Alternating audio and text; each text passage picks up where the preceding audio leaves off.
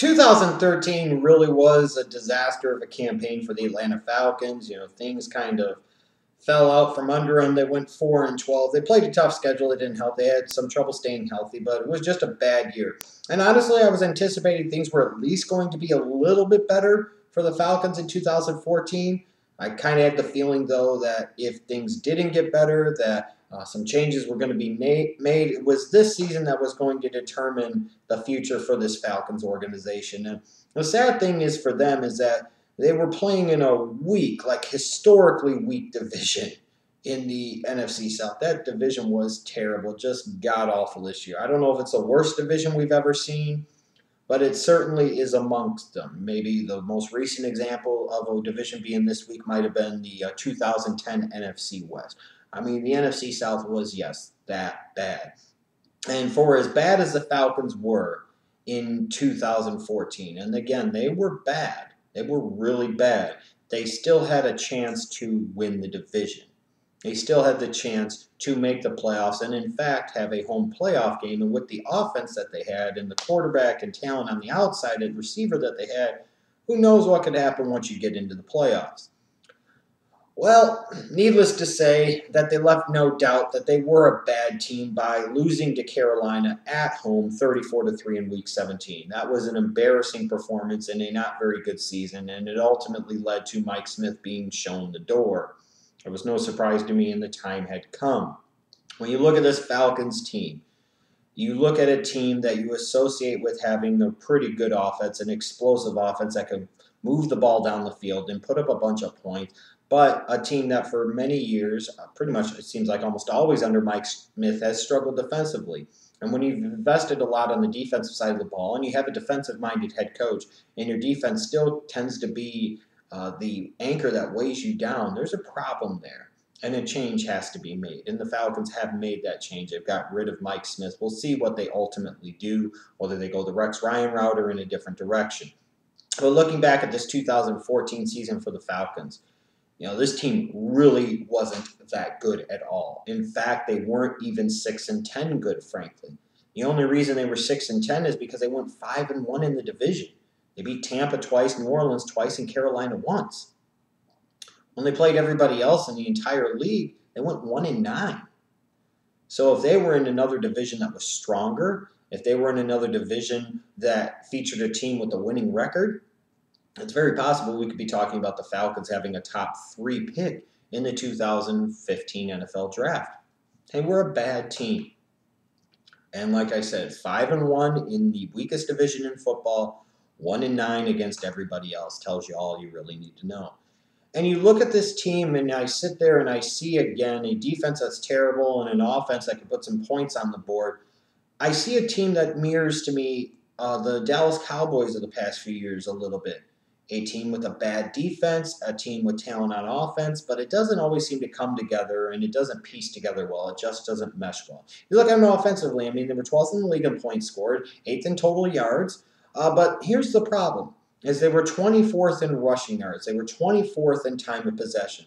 So they have a bad defense, and they couldn't hold on to the ball long enough to keep their defense off the field on a more consistent basis. And in particular, they lack any type of real physical identity. They failed to replace Tony Gonzalez at tight end, thinking To'ololo is the way they wanted to go for whatever damn reason. And then they put way too much stock in a guy like Steven Jackson and then a bunch of other undersized, under-talented backs, frankly. That's the best way I can put it.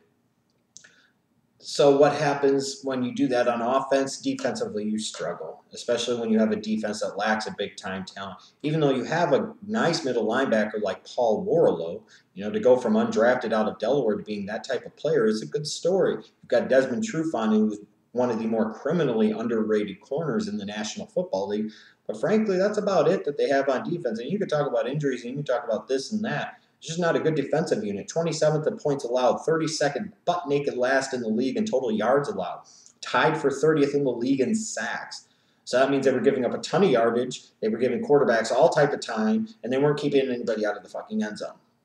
Again, 5-1 in the NFC South, 1-9 against everybody else.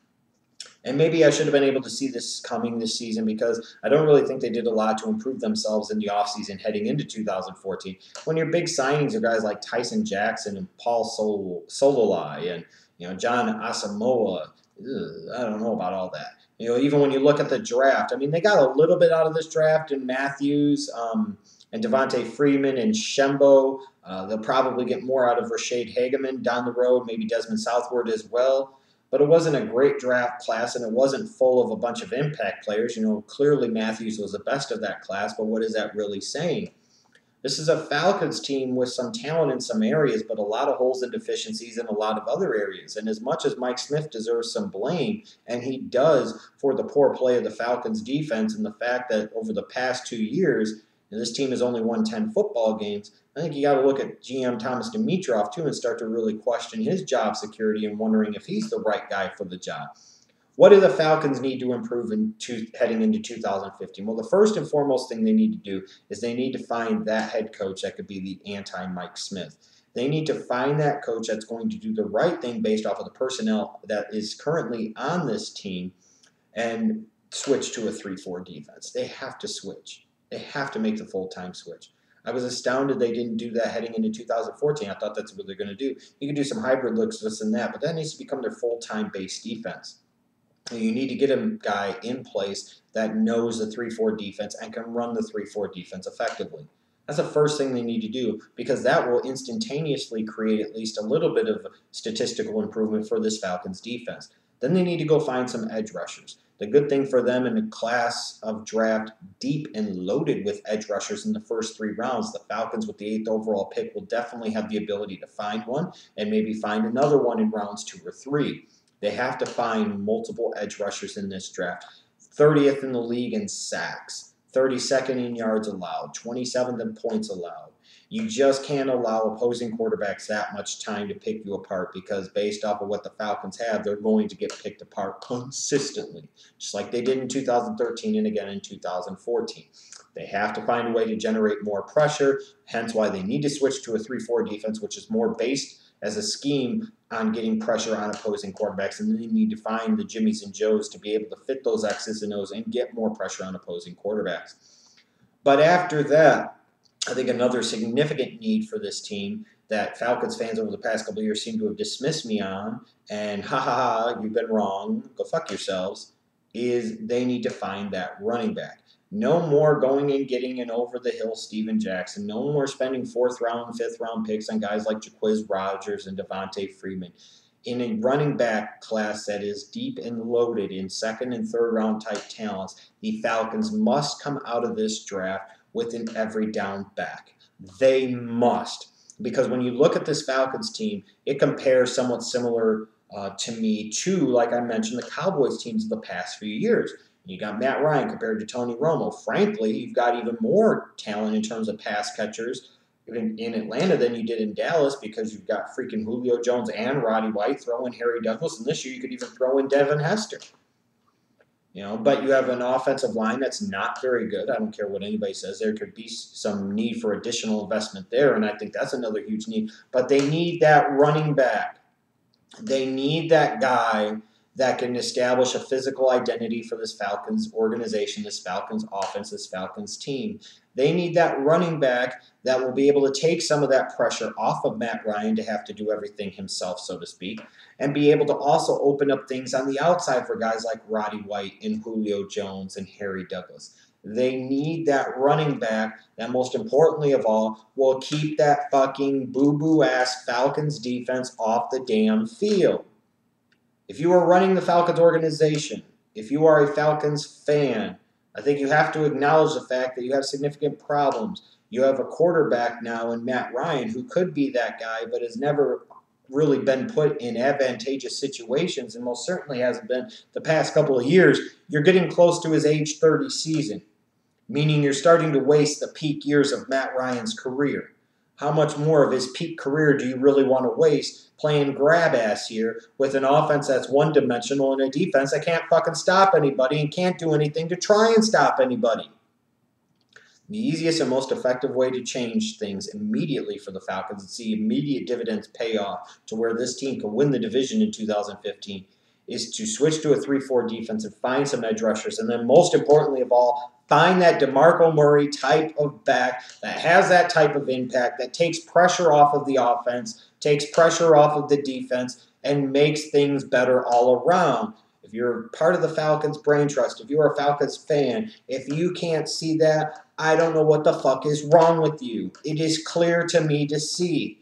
If you find that bell cow running back, and again, that guy will be there in the 2nd or 3rd round, you must get him. Hell, at this point in time, you're in such a need for it. If you traded back a little bit, or even if you stayed put at number 8, frankly, I'm going to say it, yes, fuck you.